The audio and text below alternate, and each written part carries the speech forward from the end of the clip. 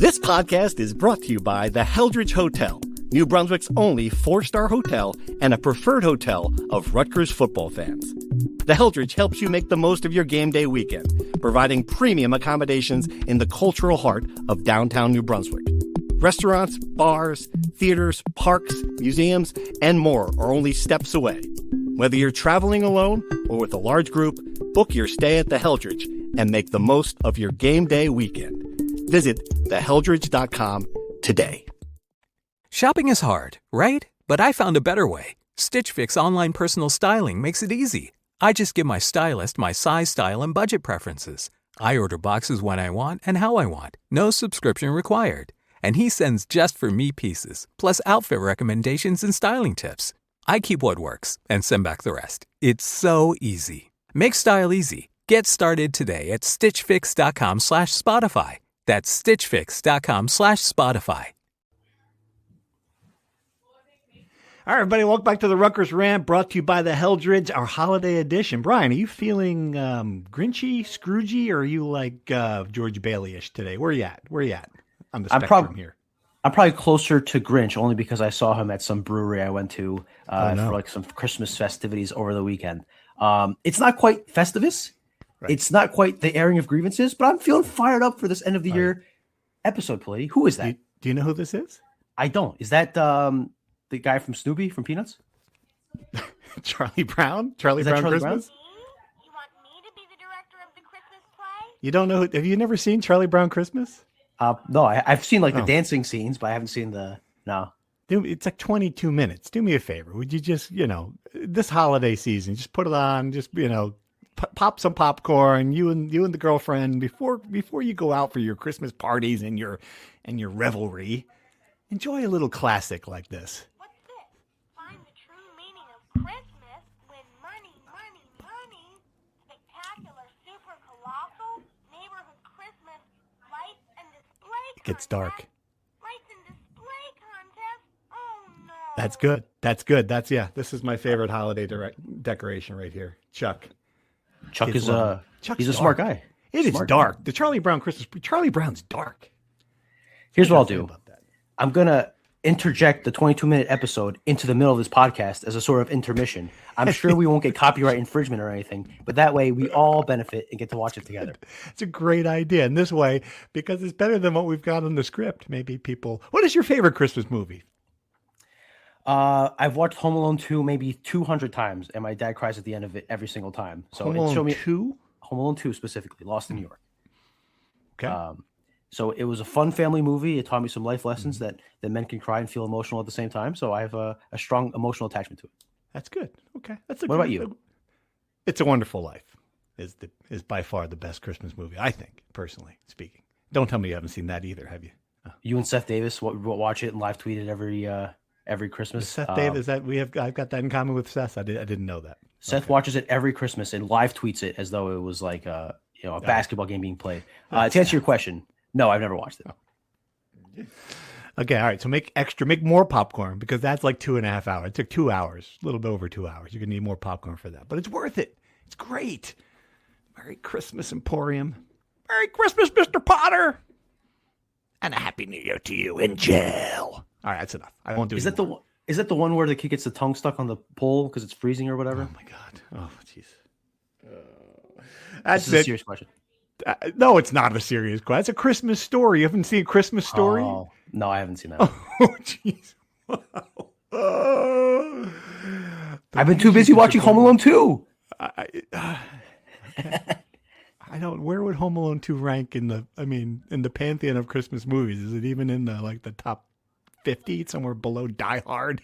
It's a Christmas movie. Home Alone 2. It's probably one of the 25 greatest movies ever made, period, let alone Christmas. So I won't yuck your yum here. If that's your Christmas movie, that's great. I'm just saying that, perhaps A Christmas Story might be one you might want to try. You got like a whole afternoon now on Christmas Eve. You're going to start with a Christmas Story, a little interlude with the Charlie Brown Peanuts Christmas, and then It's a Wonderful Life will take you right to Christmas. Oh, just put you right in the spirit, man. There you go. That sounds beautiful. And the fact we are 4 minutes into a podcast and we spent it all talking about Christmas says everything you need to know about Rutgers athletics. Do you want to talk about it now? All right, we're going to talk. We got 3 topics: the basketball game, the football coaching hire, and the year in review. And so we take some questions. I think we should start with the basketball game because of those 3 things. It might be the most positive. So let's start there. Basketball, a big victory, a last second shot, exciting, spirited win. If we just don't say who it was over, no one will like it. It'll just be like, hey, they beat a better team on a last second shot. There you go. A good job. Tariq Francis had a great game. I mean, they needed this going into the break, a little momentum. Maybe it'll change the feel, the vibes. We're talking vibes now. We don't want to look at analytics. Let's talk vibes with this team. I think overall, when the team wins like that, it's a positive. You going to tell me otherwise?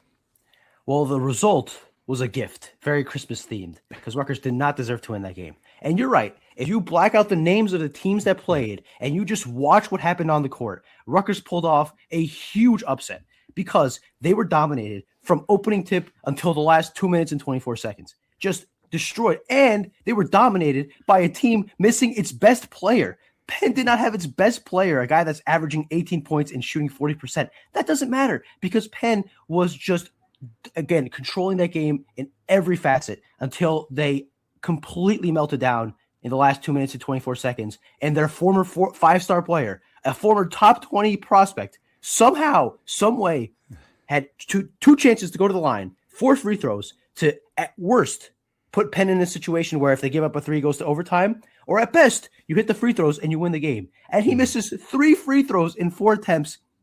And then Tariq Francis, the hot hand, makes the game-winning shot. Literally everything had to go right in the last 2 minutes and 24 seconds for Rutgers to overcome a huge talent and desire deficit to defeat Penn before Christmas. I will say this, the one thing you're leaving out, the Rutgers press defense had something to do with that. They really did. I thought that I don't know if that's a discovery, if that's going to work, if that's going to help when they face better competition, but it certainly disrupted Penn, rushed them into making some mistakes.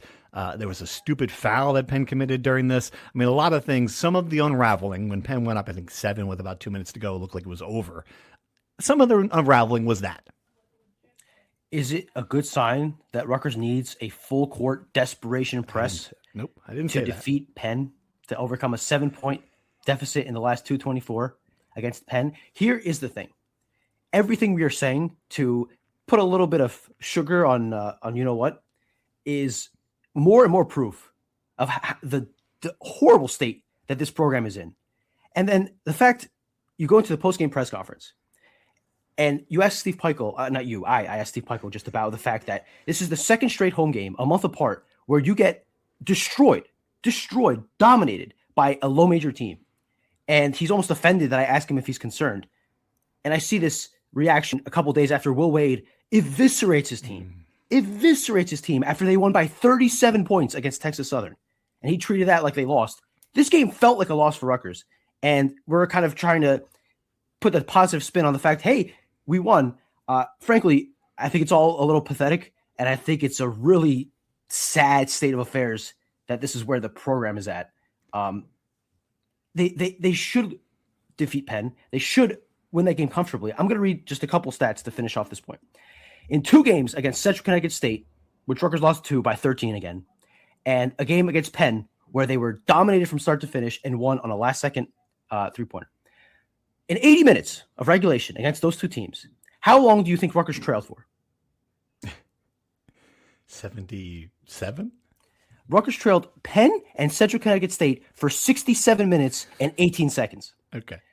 Rutgers led for a total of 7 minutes and 13 seconds. Rutgers gave up 25 offensive rebounds and 28 second chance points on 68 misses. Those 2 teams, both of them, without a true center, had rebounded 36.8% of their missed shots. And Rutgers, apparently with some centers on its roster, was going small ball with Bryce Dortch because Emmanuel Bole, despite having 5 inches on any Penn player and such a Connecticut player, is unplayable. He played 6 minutes. It's just, again, not to beat a dead horse here, and understanding where the program and where this team is at, to be in this state against those two teams, it's sad.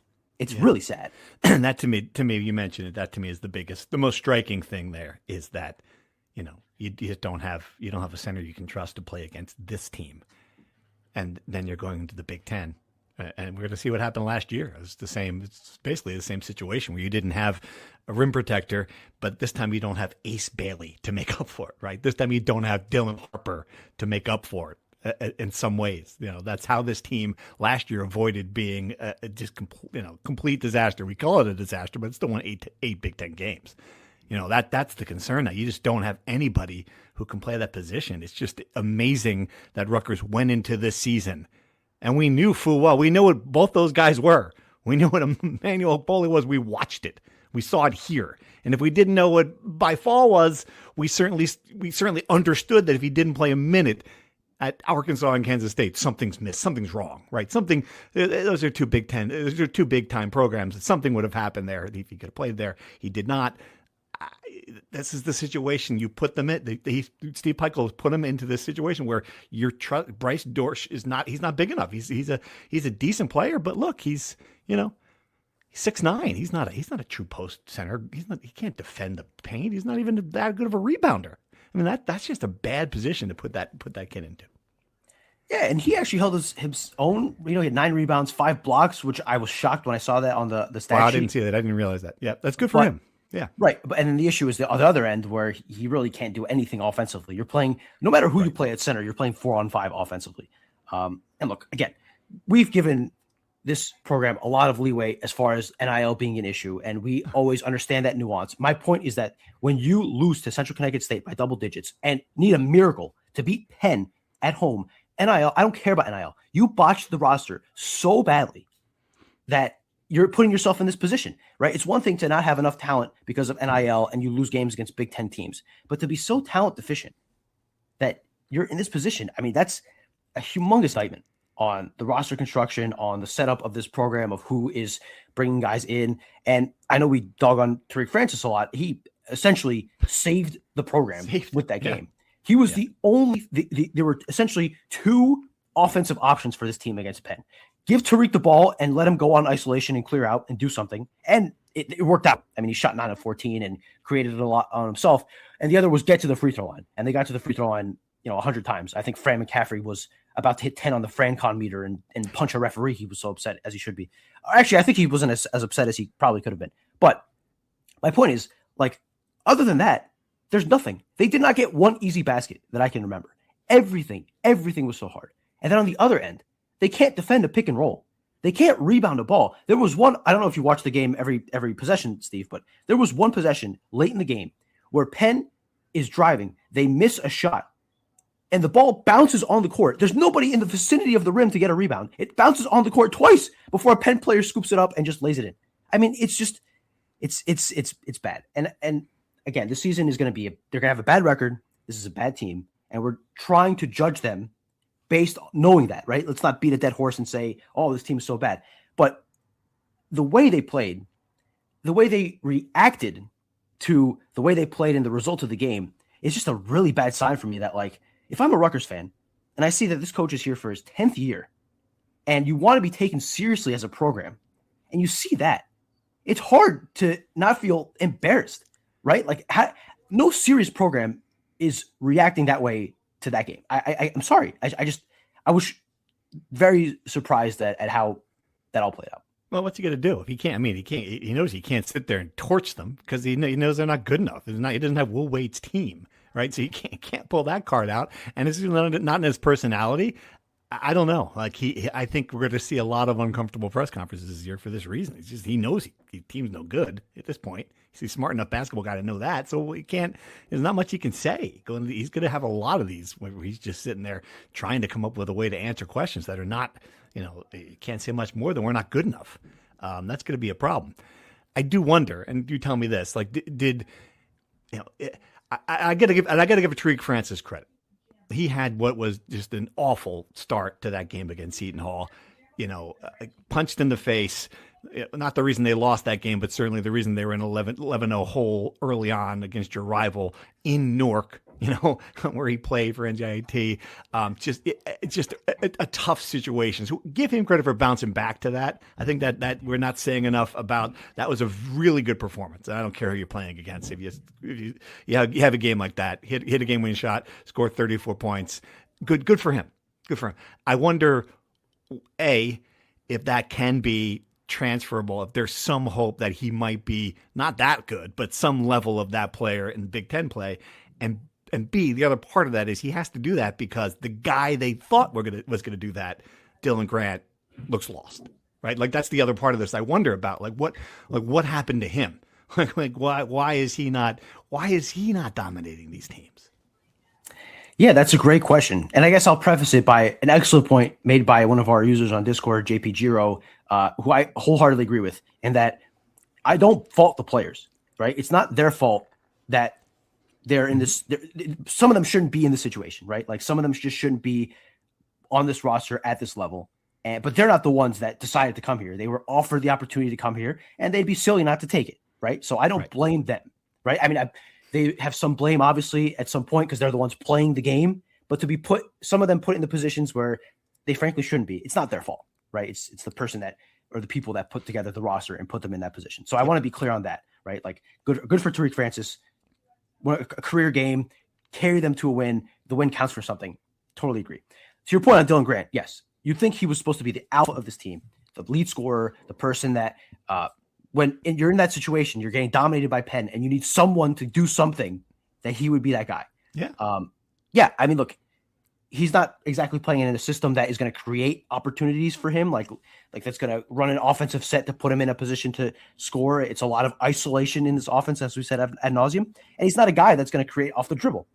He's not a guy that's going to put himself in a position to score. So he's going to have to essentially do the scrappy, get the rebound, get a putback, or get in position and try to get a dunk. Or he's not Dylan Harper or Ace Bailey who can create his own offense, is my point. So he's not really getting help in that sense. But I do agree that he only had 8 points. All of them came in the second half. He had 1 rebound in the first half, I think. That was Steve Pikiell's major point, is that he's not rebounding enough. Right. But he's not giving enough, and I think some of that is because they're not putting him in great positions to do that. Right. And then as a result of that, and I agree with you not being put in great positions, but you're the best player on the team. You've got to demand it in some ways. You're seeing players who aren't that, like Zerno, taking before Francis, we would have been talking about that shot. If Francis hadn't come back, they hadn't missed the free throws, if Francis hadn't won the game, we would have been talking about the end game scenario where Zerno jacks up a running 20-footer early in the clock. You're like, what in the world? Why is A, he got the green light to take that, and B, that's your shot. So I just things I've never seen in that situation for a basketball team. You're like, what? That's what we're ending up with because of this hierarchy in this team where guys are just trying to fill the void. I thought he was trying to get fouled. I haven't watched it back, to be completely honest, but it looked like at the time he thought there was a Penn player's hand in the area and he was trying to do a James Harden where you go up for the shot, you get contact, and you get that call. I think that's what it was. Yeah. That's what I thought. And he seemed very surprised he didn't get a whistle. And that would be smart, but I just think that's a bit ambitious to expect that call. But to your point, if he doesn't do that and they try to run something else, I mean, that's probably is the shot they're going to get that much better. I know. Yeah. I guess you're right. Yeah. But to your point, yes, like when you don't have your best player kind of taking over and you have one guy in Tariq Francis who's able to do that, but you don't have anybody else. Like Zerno is a guy that can score for you off the catch. If you create a situation where he has an open three, he can score like that. He can't do much else. JaMychal Davis, like we've seen this for 3 years now, but sometimes he'd get the ball, have a lane to the rim, drive, then a Penn player would come over and play help defense. And he wouldn't even try to go up to the rim because he knows he's toast. He just pulls up for a mid-range jumper. And again, I feel like I'm a broken record here, but the number of mid-range jumpers that I'm watching is just mind-numbing. And then Darren Buchanan has 3 baskets with some tough shots, and he has 3 turnovers, like silly turnovers too. Yeah. And it's just they need more from him too. If they're going to be, absolutely. Yep. They need more from everybody. But the question is, do they have more to give? And I'm not sure the answer to that. All right, we'll find out then at Delaware State, and then we're right in the thick of it, so we'll have plenty of time to talk about that. Let's do some football really quick. Some interesting news of the program. The best way you can talk about it, both sides of this coaching change, I think, are worth discussing. And let's break it down to both sides. Each one separately. First, the decision to move on from who I think was the biggest name on the coaching staff, probably. I mean, a guy that both Rutgers fans and NFL fans and, like local football guys. He's like a New Jersey. People know Pat Flaherty, offensive line coach, 70 years old, Super Bowl champion, Giants, long resume. Rutgers moved on from him. And I think there's some confusion about that. And people just assumed, well, he must have retired. No, he didn't retire. And it must have been mutual. No, I don't think it was mutual. It was a decision not to renew his contract. What did you think about it? Well, when you heard that news, were you surprised? I was surprised. Were you? Yeah, for all the reasons you said, right? Icon, and there's this idea that he revolutionized the offensive line, which he did to a certain extent. He took one of the worst units in the Big Ten and turned them middle of the pack. I think there's some exaggeration of how much he did to help the offensive line. But in his first year, certainly got them to a really good level, and they've declined slowly over the last couple of years. Some of that because this year, especially, the offense they ran, long developing plays, long pass plays, puts the offensive line in a rough position. They did give up 3 sacks a year this year, and they've kind of regressed each year that he's been here. Some injuries too, in fairness. He had to shuffle the deck a couple of times. Sure. Totally fair. I'm not saying they were the worst offensive line in the Big Ten, but the sack numbers were ugly. The point being this. I guess if you listen back to our last episode, I did say that his contract expired and there was a chance there. But here's the thing. Coaches enter the last year of their contract without it being renewed for 2 reasons. It's maybe more than 2 reasons, but the 2 reasons I can come up with are it's a prove it year, right? Or things have run their course, right? And I think Pat Flaherty was beyond it being a prove it year. But once you get past July, August, which is the last time really where guys get their contract renewed, and it wasn't renewed, I think there's a clear sign there that there's an understanding. Greg Schiano respects Pat Flaherty. This wasn't a blind side to Pat Flaherty. Pat Flaherty knew by this point that he wasn't coming back. Greg Schiano did him the courtesy or had the respect for him to let him know that, right? And then his contract wasn't renewed. Pat Flaherty is turning 70 years old in April. 70 years old.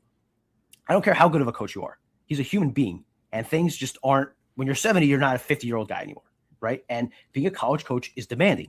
Not only in game preparation, in working with your offensive coordinator, and developing players, but you have to do recruiting. Recruiting is still a thing. And Pat Flaherty did some of that, but it's not like he was on the road every weekend. And I just think that his time at Rutgers has run its course, which is fine. That's not to say Pat Flaherty is no longer a great coach. I just think Rutgers wanted some new blood and some new energy in that room. And while I understand why people were a bit befuddled by the decision, I don't think it was unfounded that he gave them 3 good years and they want something new in that room. Oh, totally. Yeah. And I think we've talked about it again, the easier decision for Greg Schiano was to just keep him. Right. And this is a sign of a coach who's demanding more from his program. We talk about it all the time with what didn't happen in basketball. I think it speaks to, him looking at it and saying the offensive line play is not good enough. I think they don't want middle of the pack. They want to be, they want top of the Big Ten. Whether that's realistic with the players they have, I don't know. He saw a way to improve it. And this is where I was with it. When I heard it, my thought was, well, let's see the next move, right? I just assumed he must have someone up his sleeve that would be, oh, okay, right? It would be, that makes sense. Now I get it. That didn't happen. I guess, I saw, the person they hired, Jim Turner, we could review his resume if you want. Maybe best to do that before we go into this. But I guess that hire wasn't one that I went, oh, I was just wait, what? Who is Jim Turner? So Jim Turner has been in the USFL for the last 4 years, which is why this was something where Rutgers, could have courted him for a long time. I think this was a long time in the making. It's no surprise that it's 3 weeks after the end of the season and 3 days after Pat Flaherty is announced he's not coming back, that Jim Turner is announced that he's coming here. I will say that when something is announced is not necessarily when something was decided, right? So the Jim Turner deal. 8:30 on a Friday is when it was announced, which tells you a little bit about it. That's no coincidence. We'll go into that part of it, obviously, in a bit. But the Jim Turner thing is he coached with Kirk Shiraka at Delaware about 20 years ago. And I think there is something to that in that Kirk knows what he wants from his offensive line. This guy knows what Kirk wants. And they have a working relationship prior to that. Kirk and Pat Flaherty didn't have that working relationship prior to this year. So not that they were an odd couple by any means, but my point is that they were learning as they went. Right. And I think that Kirk is going to get a guy he's comfortable with and knows they can work with, right? So Jim Turner, he's the big picture is he was in the NFL for a couple of teams. He coached 2 separate stints at A&M. He sent a lot of guys to the league from A&M. And he's been Jermaine Illuminor, Giants fans will know, because one of them swears by him. Yep. Right tackle for the Giants, correct? I got a call from Fuchs yesterday after the Giants game telling me that Jerome told him that, or Jermaine told him that that Jim Turner changed his life. You would think Jim Turner was a reverend that turned his life around the way he talked about him. But anyway, okay, so I guess we'll get into why. So the name is not entirely overwhelming. It's not like they got this. They didn't get a Pat Flaherty name type of hire. But the other thing is also like, I don't know how good of an offensive line coach he is, but I certainly know that there are some baggage associated with him coming to Rutgers. Right. Yeah. A good deal of baggage. Absolutely. Yeah. You want to break it down? I mean, we can go through it quick. He was on the Dolphins staff, Miami Dolphins, one of the bigger controversies of the 21st century, I guess, for the NFL. The bullying situation with Jonathan Martin, Richie Incognito. If you guys don't remember that one, I mean, it was a firestorm for the NFL. And he was mentioned in the Wells report. Not a perfect, we've learned in the time since there's not a perfect investigation by any means, but Jim Turner's name came up in this. Just some difficult allegations about him there, clearly not career ending because he moved on to Texas A&M after that.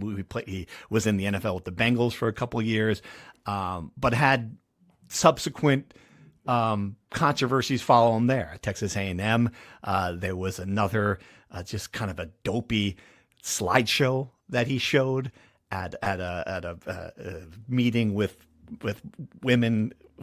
Explain it. I'm trying to come up with a way of phrasing it. Right. So the Dolphins thing was just blatant homophobia, which I guess was more commonplace. Certainly, I mean, it still remains commonplace in college football and NFL locker rooms. Let's not pretend like these places are bastion of politically correct speech and progressive values. But especially 10 years ago, it was just blatant homophobia. And then at Texas A&M, they had an event essentially for women fans. I don't know if it's necessarily teaching them the game or whatever it is, but Chris Ash did a couple of them here at Rutgers as well, like nights for female fans to come around the program and be with the coaches and stuff like that. And it was just blatant misogyny and some pretty disgusting, it's a good word for it. Yeah. You think it was a good idea to think it was funny to me, like when you look at it, and even if you thought it was funny, and even if 600 of the 700 people in the room thought it was funny, it's just, come on. It's you're in the 21st century, man. You just can't. You got to be smarter than that. It's just bad judgment. Right. That's the best interpretation. That is, it's stupid. I think the more realistic interpretation is it's just blatant misogyny. Yes. Which, look, again, does that matter to college football players in their 18s to 22-year-olds? I guess maybe not. Like to them, if the guy's a good offensive line coach, he's a good offensive line coach. People will overlook that. People will excuse it, saying that he was in the Marines and he's a old school football coach and yada yada. And ultimately, it won't matter if they're a good offensive line. I struggle with it a little bit because you talk about having a program with values that wanting to teach these players to be men and good fathers and good men and all these things. And then you have a guy who multiple stops across multiple years. There's some pretty disgusting things. I just don't know how that balances. And I think that that turns to why this was announced at 8:30 on a Friday. Yeah. And you notice that no national reporters, people that usually break the coaching news, they didn't touch this news. They weren't given this news, maybe because you don't want this to be a national news that you hired a guy with this baggage. So these things are coincidences. So I think people understand, it's not entirely a good look.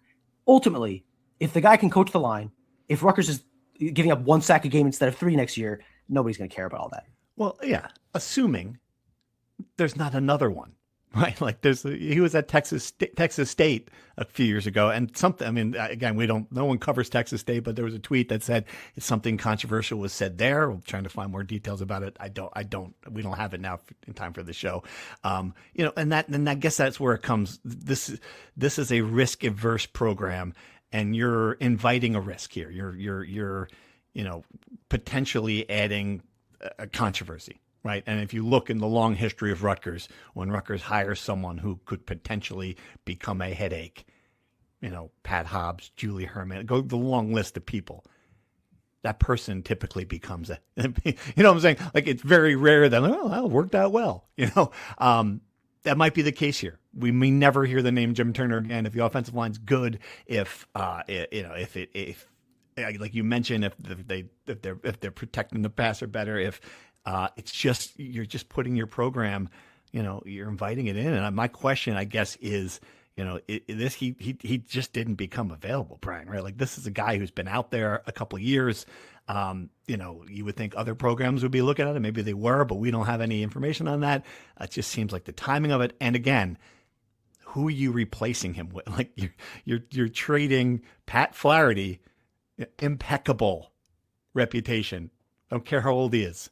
Like, people work into their 70s all the time now. Impeccable reputation for this. And it's got to work. Like, the line's got to be better. The controversies can't be there. Greg Schiano's, this certainly not like a big thing. We're not going to be talking about this every week, but it is it's potential to be something that could be a problem. I think the best case scenario is that he's been in the USFL and Texas State for the last 5 years because of these scandals, because no one wanted to take a chance and give him the Nick Saban school for rehabilitating coaches situation. And Rutgers is the first one that is willing to give him a chance. And maybe, look, people can change. I'm not entirely convinced most people will change, but certainly the guy is going to have a clean slate at Rutgers. And from an offensive line standpoint, right, I am willing to see how this can be an upgrade because he's 10 years younger. He's a fiery guy, whatever controversies aside, like, he is a passionate guy, as you can see in his videos, kind of instructing on Twitter. And he'll get the offensive line juiced up. It's a new voice in the room. It's a more energetic, younger guy. And I mean, I'm sure Rutgers has an idea of how good of a football coach he is, and they feel good about that. So again, I think this could work out. I do think that there are probably other offensive line coaches that are as good, that don't have as much baggage. But again, do people really care? I think I think it matters. I think, to be fair, we might be exaggerating its importance. And I think there are people listening to this podcast that say, who cares? Why are these NJ.com guys making a big deal as always? And I think that's a fair point of view. I just think, and again, I can't say this enough. Like, there are a lot of football coaches. I would say a majority of football coaches probably think similar to this guy. This guy's not a unique bird. Oh, I don't think a majority. That's not fair. I think we've moved on past. This is not 1984 at some high school, and this is society has changed. That shit is just not acceptable anymore. It's not. I get it. Maybe it was. It's not. It's just not. And I think these teams have professionalized to a point where that stuff, like, we're going to motivate with this tough guy stuff, it's just completely unnecessary. It's no longer, it's not a coaching tactic anymore. It's just not. It can prove me wrong on that one. I think we've moved. I think football has moved past that in a lot of ways. Hope. There are probably a lot less meatheads than there used to be, but there's a lot of meatheads still, right? And it is what it is. But I think we've beaten this horse to death and beyond. But I think I'll be interested to hear what people think. Leave comments in the comment section with your thoughts, guys, and let us know. Either way, if you agree or disagree. But I think we could all agree it's certainly a topic worth discussion. Yep. All right, let's move on. We want to do a year in review quickly. This will be our last show of the year, yeah, I mean, it's not sugarcoating it. Difficult year for Rutgers athletics. I think in a lot of ways, certainly the basketball team has been disappointing. Football, expectations were better than 5-7 this year. And not a lot of other highlights, Brian. I mean, I guess if you were looking for it, and I guess this is what I put down, we can come up with a highlight, a low light, and an athlete of the year. You want to start with a highlight? I mean, for you, what stands out in your mind as the moment, the signature moment, the highlight of for Rutgers this year? I mean, we're really scraping the bottom of the barrel, to be honest with you, because one team, and I could be wrong, but from my recollection, my quick research before this episode, one team made the NCAA tournament. And of all of them, of all 22 programs it could be, it was gymnastics, which is remarkable. Just remarkable. Why would that be? I don't know. It's just amazing. I wouldn't say that making the NCAA tournament and then choking against Clemson is necessarily a highlight. I guess we can go Chloe Timberg getting the silver medal at the NCAA championships, trying to defend her national title. Right. Second nationally isn't that bad. And then there's the rowing program winning a regatta in England. That's not NCAA sanctioned, but it was enough to be able to ring the bells, which is something that it does not happen very often here at Rutgers. So if I had to pick, again, scraping the bottom of the barrel, I'm not sure how many people knew or frankly cared about that, but that's what I would say is the highlights. Yeah, I think on the field, you're probably right. I will make my choice off the field stuff. I think the change in leadership will turn out to be the highlight of this year for Rutgers. And, certainly wasn't a smooth process. We don't need to go in all that again. But, bringing in a president who understands what has to happen athletically for this place to be a success in William Tate. And I think more than that, ending up with Kelly Zinn as athletic director. We've already seen some of the things she's done behind the scenes. I think if things work out, if this turns out to be not a mirage and the pieces are in place, and in a couple of years we're talking about successful teams, if we're not scraping, if we're not trying to look up crew regattas in England for our highlight of the year, we'll look back on this year and we'll say, okay, well, that's when it started to turn. That's when things got into place. That's when they started to behave like a Big Ten institution finally again, when they caught up with the competition. I think that's what we're going to look at. So for me, it was bringing in Kelly's in. It was that press conference where she stood up there, after President Wynn gave it win after that moment, and she answered the questions like someone who knew exactly what to do here. Like, none of this, just so in complete command from day one. I think that's what we'll look back on as the positive from 2025. It's not a lot right now, but if 2 years it all goes well, it'll look pretty good. It'll be a seminal moment either way. It will be the moment we look back on, if it goes well, as the person that finally turned this around, or and this is because of how highly I think of Kelly. If it doesn't work out, I think it'll be another moment where we look back and say, "There's no hope in this place." If she can't figure it out, this is a Herculean task that very, very few people can fix. So either way, it'll be a seminal moment. Right? You got a low light.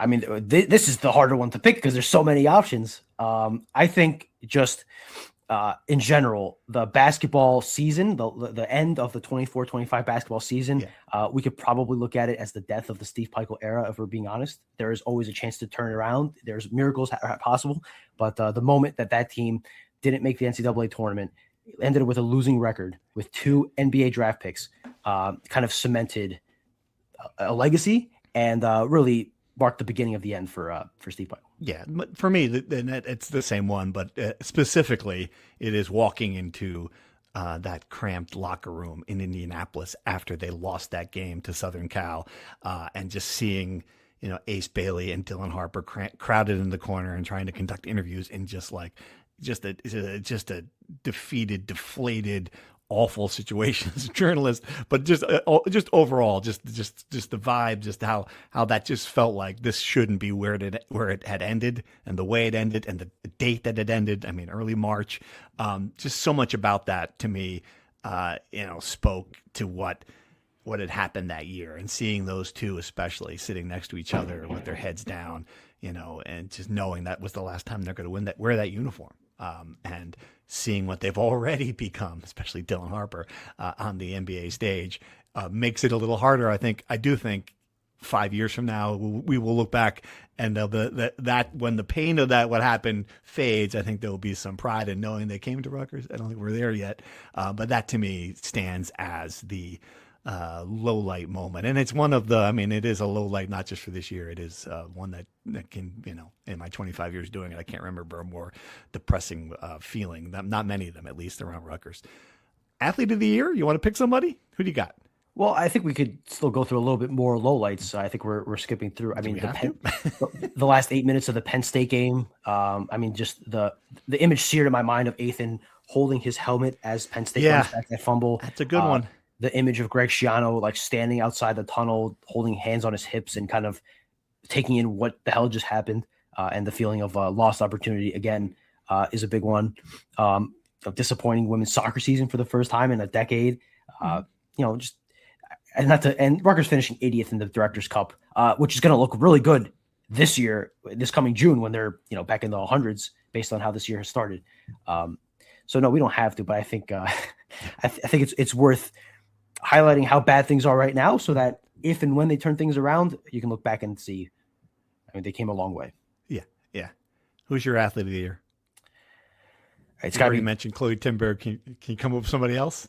It's got to be Chloe Timberg, right? But somebody else, Dylan Harbour, maybe. I mean, for carrying that team to 15 wins.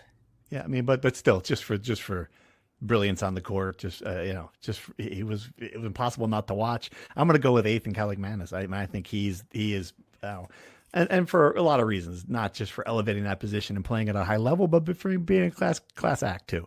And it didn't end the way he wanted it to, and certainly. That's another low light. Him dropping the ball at that moment against Penn State sort of, for me, crystallizes what this year was. I mean, if you want one single vision of what this year was, that was it for Rutgers. I mean, in a lot of ways, just, here's a potential. We're on the precipice of something we haven't done in a very long time. And, no one stopping us, but fate, but a mistake, but the wind, but whatever it was. Right? Like it wasn't like Penn State came up and knocked it out of his hands. It wasn't like, the basketball team, got beaten by better. It wasn't, you know what I'm talking about? It's just like a weird thing. It's a weird thing. Like it was right there in a lot of ways for Rutgers in multiple teams, multiple scenarios. And the only thing they have to blame is just cruel luck or themselves or whatever you want to call it. That's kind of one way to look back on this year. I agree. This was the year. The last 18 months were the years, quote unquote, of what could have been, right? Like, had they not botched the entire basketball season, had they not, botched the defensive coordinator hire for this year, had they not gotten, hurt a ton in 2024 and wasted what's going to be the easiest schedule they will ever have in the Big Ten and end up with only 7 wins. Just 3 major missed opportunities that, certainly for basketball will take a long time to recover from, and football, you only get so many of these opportunities. It's going to sting for a long time. All right. There's our year in review. Even the dog's upset about it. All right. Let's dive into some questions.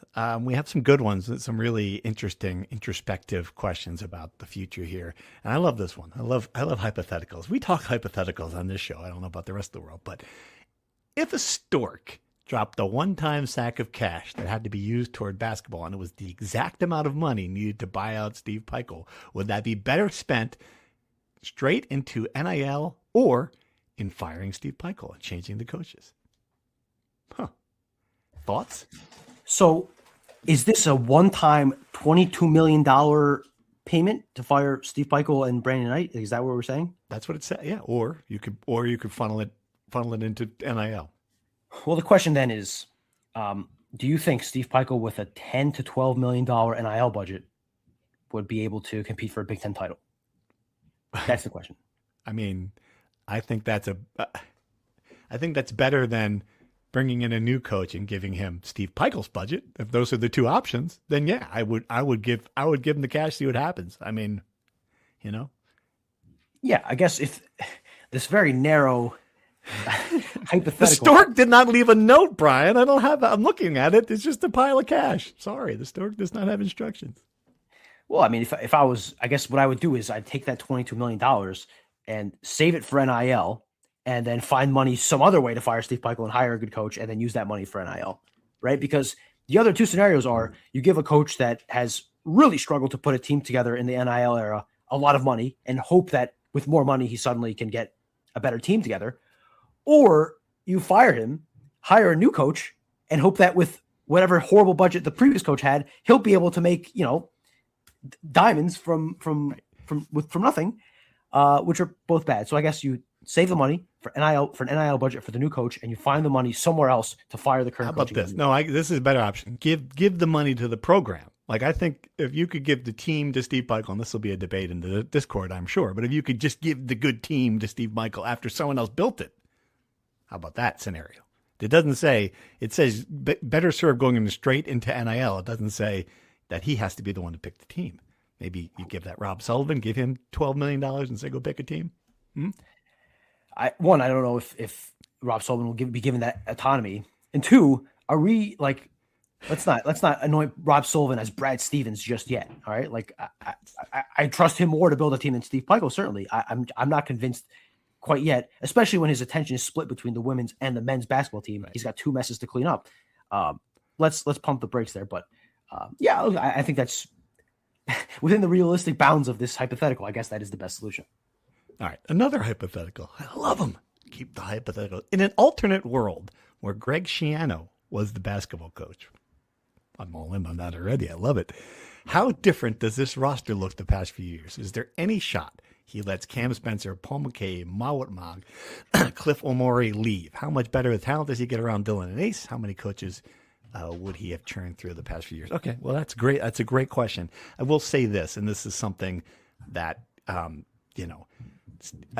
Greg Schiano had an advantage when NIL started and Pat Hobbs threw up his hands and said, no, thank you, that Steve Pikiell didn't have, and that he had a thicker Rolodex of people understanding the dynamic of it and more of a salesman, just a natural salesperson, someone who is good at that part of the job and convincing, people that there's, that they can, but he's good at it. He's I would trust. I think he would sell you a used car better than Steve Pikiell a million times over. So I do think he would have more funding. He would not have been in the situation that that Rutgers was in. But what does it take? What would it take to keep Cam Spencer? I don't know. Paul Mulcahy. Some of these guys, were ready for change already. Like, would Cliff have stayed for $1 million? Maybe. But I think he was also one eye at the door the moment that season started. Like, I don't think he was thinking like it was a real decision. I think he wanted to move on. Like, some of these guys wanted to move on. Cam Spencer, I mean, look what happened. Like, how can you second guess Cam Spencer's decision? No matter how much money he got on UConn, he's now the best Rutgers guy in the pros, like other Dylan and A's, right? He's like, so I mean, I don't know. I think that it's a tough hypothetical, Brian. But do you think that Greg Schiano would have made a difference? Well, it's a tough hypothetical because does Greg Schiano hire Brandon Knight, who ultimately is the reason both Dylan Harper and Ace Bailey are at Rutgers, right? No and chance. He does no chance. Here's what I will say to answer this complicated question in a simplistic way is that if there anything that Greg Schiano does really well in the NIL era, it's raising money, and to a certain degree, obviously, it's within the bounds of the idea that you're raising money at Rutgers, and two, retention. He's really good at retention. So this question specifically was, will he be able to retain those guys? I think he'd have a better chance of retaining Mawot and Cliff Omori. Certainly, I think Mawot was certainly ready to move on. I think Cliff, you probably have a chance if you're in the vicinity of the money, right? Like, they weren't even close to what Alabama was offering. Right. So to answer the question, I think they'd have a better chance. I don't know if they would. I don't know. Yeah. It's I just wish we don't have a lot of examples of guys, like, from the football standpoint. I think a lot of guys stayed here because they weren't looking for the biggest payday in football. Like, they were looking for the complete package of playing time, comfort, fit, the sense that they were going to get a better chance. And Kyle Monangai is a great example. That all worked out for him. Like, if he had went somewhere for a bigger payday and ended up on the third string running back at Alabama, as opposed to, a guy who was just put a million great plays on tape that got that allowed the Bears to overlook, whatever numbers he was running, whatever other stuff that these coaches, these GMs try to convince themselves are more important than production. Like, he may not have been in the NFL. Certainly not the level he is now. Who knows? Right? I think some guys understand this, but not everybody. So that's a good question. Different sports too. I mean, not to break that down too much, but that lens is important as well. That basketball and football are completely different worlds. Yep.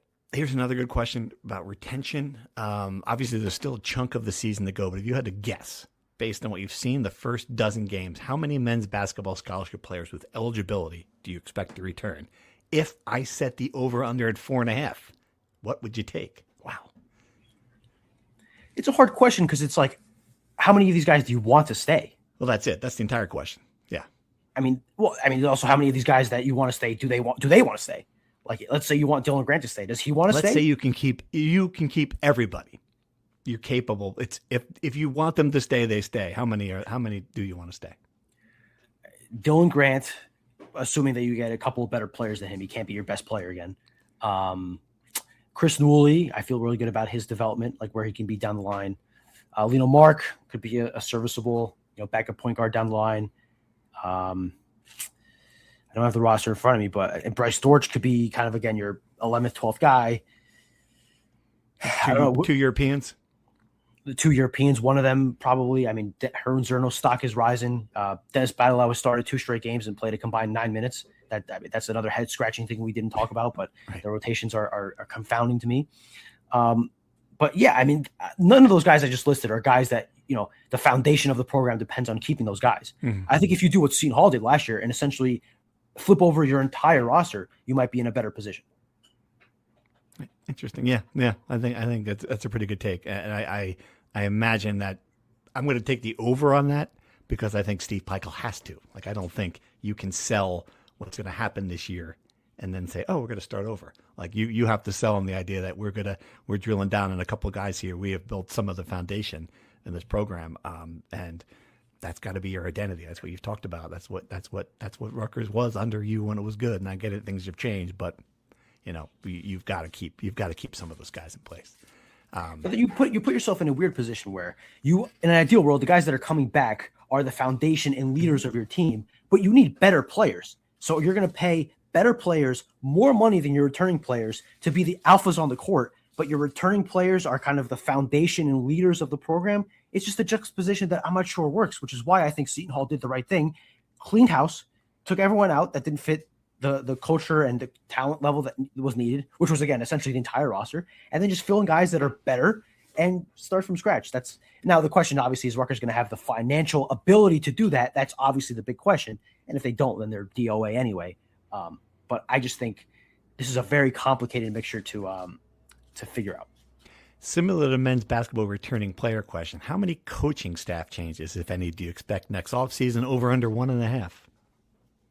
Does that include the head coach? The head coach is coming back. Yeah. Coaching changes.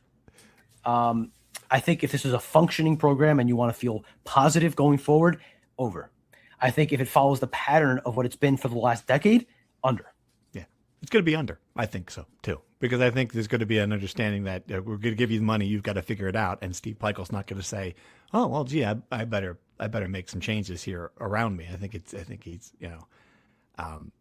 at least I'm not seeing that. And I don't know if you're Kelly's in, do you go in there and do you demand it, or do you say, okay, coach, this is a make or break year. We got to see some results. Here's some money. Here's some funding. Here you go. Yeah, it's a good question. It's like a really, and it is a philosophical, because very rarely does that work when an AD goes in there and says, you got to fire some coaches. Like that's something that, an owner of an NFL team will do. You got to get rid of your defensive coordinator if you want to come back, like stuff like that. I don't know. I'm not sure that it's going to work in this situation. It's a test of, stubbornness and willing to adapt, because if you look at what the product this program has put out the last 3 years or the last 10 years offensively, and you don't think they need fresh eyes, somebody to go in there and draw up something other than horns and try to get some offensive creativity to elevate this team beyond its talent, because it's probably going to be less talented than the majority of the teams it plays. Mm-hmm. Right? If you don't see what's happening and you don't feel like, all right, we need to make a change and add somebody here that can call up a play, then they're kind of, again, they're DOA, right? Like, I won't call it individual coaches, but there are people on that staff that, they're stealing a paycheck, frankly, right? So I think if this is a functioning program, at least one, maybe 2 guys, maybe 3 guys swap, but we'll see in 3 months. All right. Last question. Any idea on the hiring process for football coaches. Does Shannon have carte blanche to hire whoever he wants? Do the new hires go through Rutgers HR? I wonder how Kelly Zinn feels about the new coach who was suspended for demeaning women. We do not know the answer to that question. I will say this, like if it's a big number, it's got to go through the Board of Governors. We've seen that happen with Kirk Shiraka. If it's over, I think $1 million, right? Or more than the president makes. What was the? I think you're correct. I used to think it was 1 million, but the president now makes more than $1 million. Yeah, so if it's at or above the president's salary, the Board of Governors has to approve it. That's talking head coaches, offensive and defensive coordinators. Like that's the level you have to reach to. Yeah, I haven't gotten the sense that Kelly Zinn's at the point where she is getting involved in stuff like this, and I don't know that she would. I would say Criano has carte blanche essentially, right? Unless they were trying to hire a guy that's 10 times more controversial than this guy, where you need like university approval, and they go through HR because every employee at Rutgers goes through HR. That was one of the reasons I was told it took so long to get the announcement out there and why it came out on 8:30 on a Friday. It may be a reason, it's not the reason. Let's be realistic here, but they do go through HR. I'm sure there are. Once it reaches a certain level, there are conversations with the athletic director. I think she's certainly more involved than Pat Hobbs was. But contrary to what some people think and hope, I don't think Kelly Zinn is dictating to any of her coaches, you have to hire this guy. You have to make this change on your staff. I think it's mostly carte blanche. Right.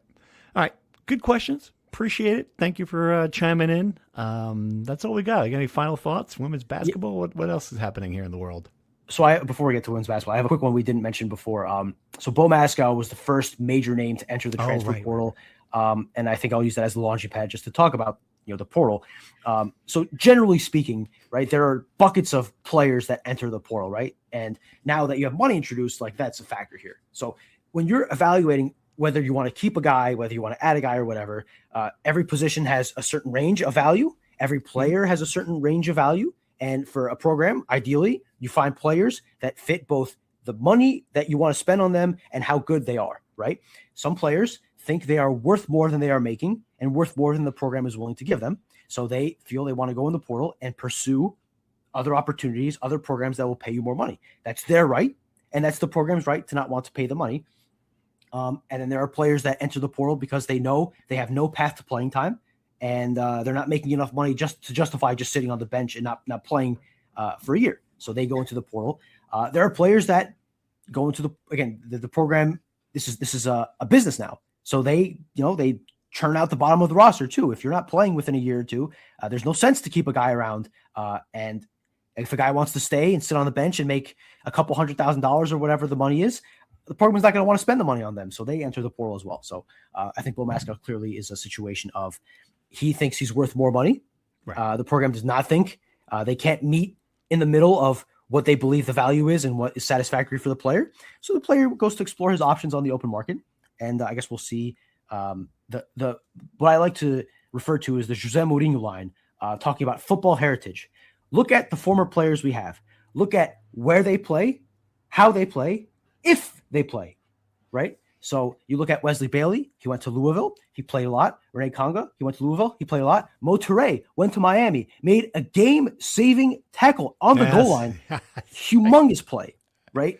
Those are players you lose and you think, okay, that's a loss for the program. And then there are players that go to Akron and Toledo and are never heard of again. The vast majority of them are in the latter category. Right. So just when you're evaluating, I know now there are 10-page threads on like, oh my God, we lost this guy. The program is doomed. It's over. Wait 10 months and look what happens next fall. And look at who Rutgers gets in the portal. And then we can do a big picture evaluation, much like the Pat Flaherty situation. It's understandable to melt down now, but cooler heads 10 months from now, let's do a more holistic evaluation. And since we're not going to have an episode until the portal opens again. The portal opens on January 2nd. Mm-hmm. And now I'm going to ask you, what are your current, we don't know the answer to this right now, as of 11:04 on Monday, December 22nd. What are your feelings about the big three? Are they, or are they not coming back to Rutgers? Will any of them enter the portal? I think two of the big three will definitely be back. Definitely, as close as definitely that I can get you. I think Raymond and Duff are back. I think if Strong leaves, it's to the NFL, and they don't have to declare that until, isn't it mid-January? When is the date for that? So I think. I think so. The portal closes in mid-January, so either way, you'll know if he's going to transfer or not. Yeah, and I think we're leaning in the direction he'll be back too. So optimistic on the big three. We've heard nothing to lead us in the other direction. Put it that way. And we typically kind of get the vibes. There's vibes going around that. So I don't know. I don't think we're getting that with these three. Yeah, I agree with you for the most part. I'm a little less optimistic than you in the sense that I think Raymond is back. Right, I would be surprised if Raymond goes. And I think Strong. I agree with you almost wholeheartedly that it's pretty much NFL or not. And I think KJ Duff will be back. But KJ Duff is the level of prospect where at any point, Miami, Notre Dame, name an SEC program, can throw an absurd amount of money at him. And that is not easy. That is not easy to turn down. And I think Rutgers will have a competitive offer. But if someone goes Daddy Warbucks and just opens the checkbook, I think for KJ Duff, I will not feel confident he's coming back until A, he posts the graphic that he re-signed with Rutgers and his paperwork is inked, or B, the portal closes and the option is no longer there. Because he is a guy that if he enters the portal, that's a top 100 prospect making a lot of money. Yep. So that's the other two, though. I feel pretty. If you're Antoine Raymond, there's no reason to leave. You're going to get 100 carries a game, and you're going to go the Kyle Monangai route. In some ways, if you're looking around, it just makes sense to do it. Like if my son was KJ Duff, I'd be like, here, you're in the portal. Like, right? I mean, let's just see what we get. I get loyalty, I get time, but let's take some offers. The advantage for Rutgers is that KJ Duff's mother really loves Rutgers, really loves the staff. He's from Long Island. They're really close. They can come to every home game. He's going to be the feature receiver on this team next year. Right? But to your point, and the other thing with KJ Duff is that he'll make a lot of money in the NFL if he keeps going this direction. Like, he's going to be a guy. Yep. So there's a lot of factors to look at, but he's certainly like the number one guy on this roster, the most talented and the most valuable. So we'll see. I think that's the linchpin of the offseason. And then for between now and just this January 2nd, we'll see some other players enter the portal, like some bottom of the roster guys who I'm sure most fans, outside of the hardcore of hardcore who follow recruiting like a sport, they're gonna be like, who? Like Rendrick Doralis went into the portal yesterday. Have you ever heard of this kid? I'm afraid not. Right. No. I think that's the reaction for most of them. I don't expect anyone Bo Mascow level to enter the portal between now and January, but I could be wrong. We'll see. All right, let's wrap it up there. We can talk basketball all winter, including women's basketball, everything else going on. I want to wish you a Merry Christmas, Brian. Even though you haven't watched any of the holiday movies, I think you are still deserving of having a wonderful holiday. Got big plans? I don't. Spending time with my family and my loved ones, which is always the spirit of Christmas. I wish you a Merry Christmas as well, Steve. I hope you have a good time. And I wish all of our audience a Merry Christmas and Happy Holidays. Thank you for the gift of watching me and Steve ramble for an hour every week. It's a miracle that people do that. Thank you for the 1,000 subscribers. That's an excellent Christmas gift for us. Please keep subscribing and liking our videos. And excited for 2026. I think the podcast will grow bigger. Happy New Year to all. And share in the comments what you want to see in 2026, because we're open to suggestions. I see a comment right now. It says more holiday movie talk. Oh, who would have guessed? Just kidding. That's not really there. All right, everybody. Thanks again. We love you. Merry Christmas. Happy New Year. Everything else you celebrate. We'll be back after the new year.